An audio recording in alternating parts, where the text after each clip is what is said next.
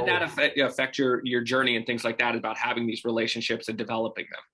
Well, I will tell you that I sit in my current role, not necessarily because of my GPA, which was a 2.6, or, I didn't get my master's. I didn't go off to further education, right? I Everything that I feel like I've been successful at in life has been because of the relationships I've built along the way.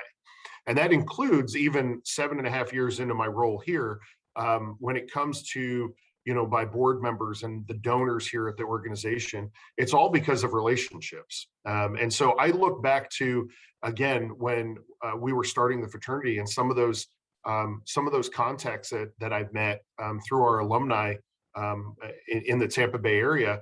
I'm still in contact with a lot of those folks 25 years later. And it's because those weren't just superficial on the exterior type relationships. They were truly ones that, you would get advice from folks, and there were accountability partners. Someone who, you're familiar with, Ed Drosty, who's one of the founders of Hooters. He's actually on my advisory board here at Habitat. And I met Ed when I was a sophomore in college. And he was someone who was very straightforward with me on things that I needed to work on, and things, my communication style and all that kind of stuff. And so when someone takes an interest in you at an early age like that, I think it's easy, especially when you're, 20, 21 years old. It's like, I knew everything at that point in life, right?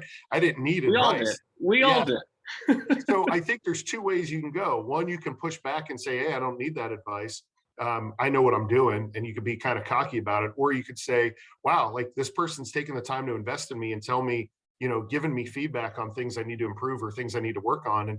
And it's kind of a humbling experience, but I will tell you that that's the kind of stuff that has stuck with me for a long time. And one of the first pieces of advice that Ed gave me was about who I surround myself with.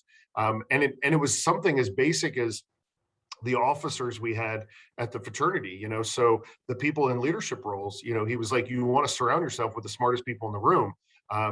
A's hire A's was something he would always say to me. And so I found myself, getting people involved at the high level of the fraternity that were some of the best leaders we had in the group. I fast forward to now 25 years later here at Habitat. My leadership team, I'm definitely not the smartest person in the room. We have amazing people on our leadership team here that, again, it's surrounding yourself with people who are going to bring stuff to the table and that aren't just going to agree with everything that you have to say.